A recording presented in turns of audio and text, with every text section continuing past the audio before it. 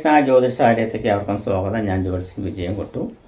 ഒരു ജാതകത്തിൽ പ്രത്യേകിച്ച് 6-ാം ഭാവം എന്ന് പറയുന്ന ഒരു ഭാവം, അതായത് ലഗ്നം, അതായത് ജാതകത്തിൽ ലാ എന്ന് എഴുതിയിരിക്കുന്ന ഭാവം തൊട്ട് 1-ാം ഭാവം എന്ന് സങ്കല്പിക്കുന്ന ലാ 1-ാം ഭാവമായിട്ടും അത് തൊട്ട് 2, 3, 4, 5, 6-ാം ഭാവം നോക്കുകയാണെങ്കിൽ ജാതകത്തിൽ ഏറ്റവും പ്രധാനപ്പെട്ട ഒരു ഭാവം തന്നെയാണ് 6-ാം ഭാവം എന്ന് പറയുന്നത്. ഈ 6-ാം ഭാവത്തിൻ്റെ അനുഭവം നമ്മുടെ ജീവിതത്തിൽ വരാതിരിക്കണം എന്നുള്ളതാണ് ശരിക്കും ശ്രദ്ധിക്കേണ്ട കാര്യം എന്ന് പറയുന്നത്.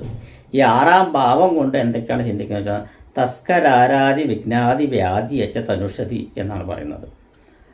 അപ്പോൾ തസ്കരന്മാർ പറഞ്ഞ കള്ളന്മാർ, ആരാധി പറഞ്ഞ ശത്രുക്കൾ, തസ്കരാരാതി വിഘ്നം പറഞ്ഞ പലവിധ തടസ്സങ്ങൾ, തസ്കരാരാതി വിഘ്നാതി വ്യാധി പറഞ്ഞ അസുഖങ്ങൾ, വ്യാധി യച്ച തനുഷതി. അപ്പോൾ ഈ 6-ാം ഭാവം കൊണ്ട് ഉദ്ദേശിക്കുന്നത് ഒരു മനുഷ്യന് കടബാധ്യതകൾ വന്നു കഴിഞ്ഞാൽ 6-ാം ഭാവം കൊണ്ടാണ് കടത്തിനെ ചിന്തിക്കുന്നത്.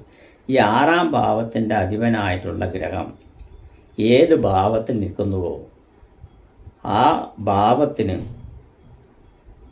ദോഷമാണ് പറയുന്നത്.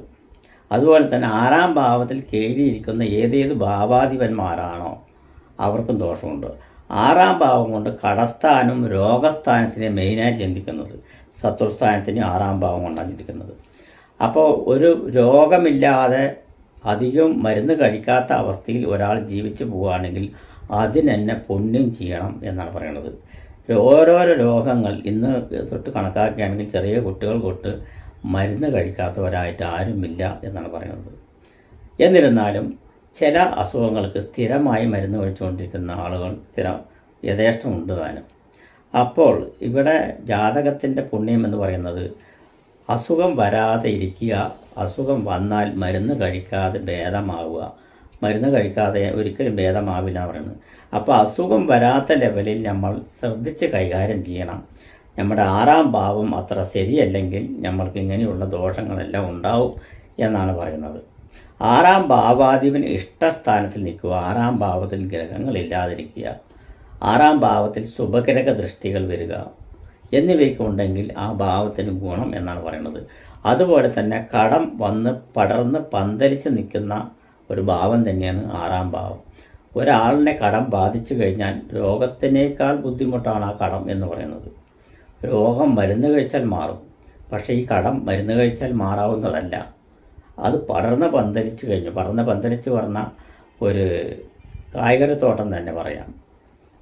ഈ വള്ളികളിൽ മേൽ പടർന്ന് വിട്ടിരിക്കുന്ന കായ്കറികൾ, അമരപ്പന്തൽ, പയർവർഗ്ഗങ്ങൾ, ബീൻസ് ഉൾപ്പെട്ട വർഗ്ഗങ്ങൾ ഒന്ന് പടർന്നു കഴിഞ്ഞാൽ അങ്ങനെ പടലവരെ മാറ്റിയിരിക്കും. അങ്ങനെയുള്ള ഭാവം, ദാരിദ്ര്യം, അതുപോലെ തന്നെ ബുദ്ധിമുട്ടുകൾ, കടബാധ്യതകളെല്ലാം വന്നു കഴിഞ്ഞാൽ കടബാധ്യതകളിലെല്ലാം എത്രയോ ആളുകൾ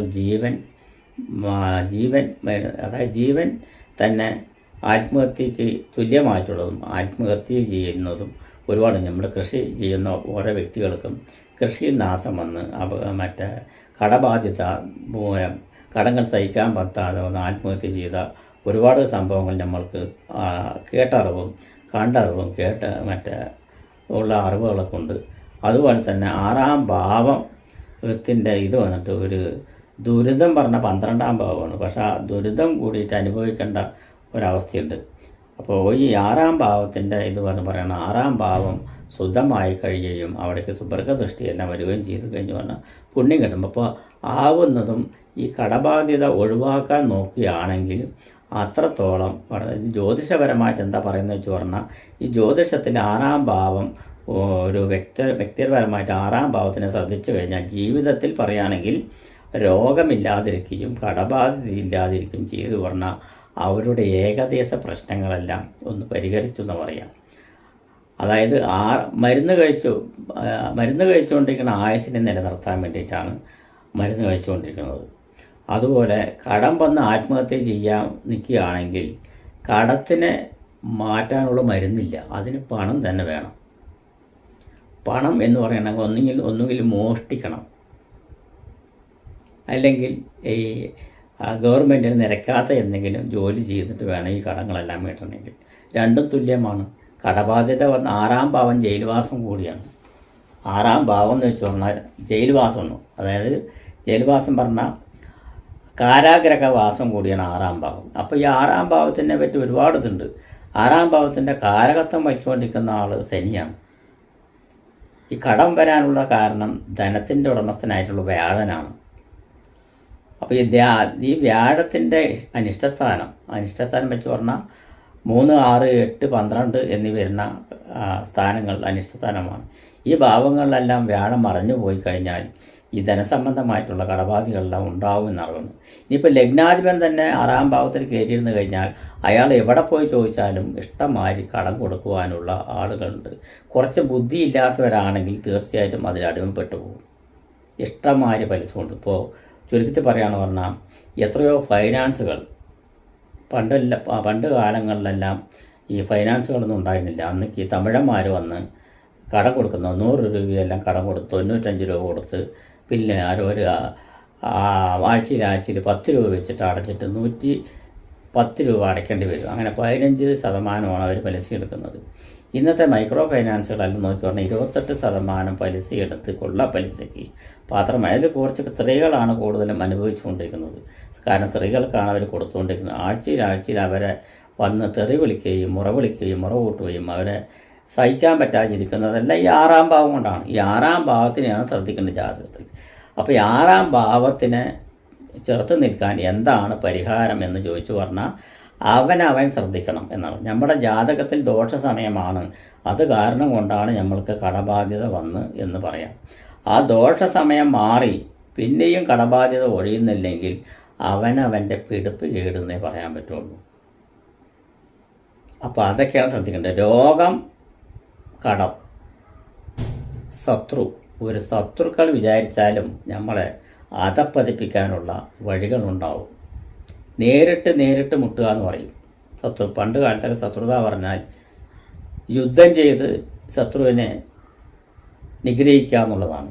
യുദ്ധം ചെയ്ത്. ഇന്ന് അങ്ങനെയല്ല. പലവരും ആഭിചാര കർമ്മങ്ങൾ, പണ്ടുകാലം തൊട്ടേ ആഭിചാര കർമ്മങ്ങളോട് ക്ഷുദ്രപ്രയോഗം എന്നൊക്കെ പറയുക. അതായത് ഒളിഞ്ഞിരുന്ന് അമ്പ് ചെയ്യുക എന്നർത്ഥം. പല ഉപാസന മൂർത്തികളെയും പിടിച്ച്, അല്ലെങ്കിൽ മൂർത്തികളെ ഭയങ്കര കാഠിന്യപരമായിട്ടുള്ള മൂർത്തികളെല്ലാം പിടിച്ച് അവരെ ആവാഹിച്ച് മറ്റുള്ളവരെ ദുർഘടത്തിലാക്കുന്ന പരിപാടികളെല്ലാം ജ്യോതിഷ സംബന്ധമായിട്ടെല്ലാം കണ്ടുപിടിക്കാൻ പറ്റുന്നതാണ്. അപ്പോൾ അങ്ങനെയുള്ള ശത്രുദോഷം അങ്ങനെയുള്ളതും ഈ 6ാം ഭാവമാണ്. അപ്പോൾ 6ാം ഭാവത്തിനെ എങ്ങനെ നമ്മൾ സ്വരൂപിച്ച് കൊണ്ടുപോകാം എന്നാണ് ഒരു ജാതകത്തിൽ ആദ്യം വിശകലനം ചെയ്യേണ്ട കാര്യം. അപ്പോൾ 6ാം ഭാവാധിപ അനിഷ്ടസ്ഥാനമായിട്ടുള്ളതുണ്ടെങ്കിൽ അതെല്ലാം ഒന്ന് ഇങ്ങനെ അതായത് രോഗത്തിൽ കഴിയുന്നവരും കടബാധിതയിൽ കഴിയുന്നവരും ശത്രുക്കൾ മൂലം ബുദ്ധിമുട്ടുന്നവരുണ്ടെങ്കിൽ ഈ 6ാം ഭാവത്തിന് ആദ്യം ജാതകത്തിന് കൊണ്ടുപോയി പ്രശ്നം പരിഹരിക്കണം. ജ്യോത്സ്യന്മാരോട്, വിദഗ്ധന്മാരായിട്ടുള്ള ജ്യോത്സ്യന്മാരോട് പ്രശ്നം പരിഹരിച്ച് അതിന് നിവൃത്തി ചെയ്യണം എന്നാണ് പറയുന്നത്. നമസ്കാരം.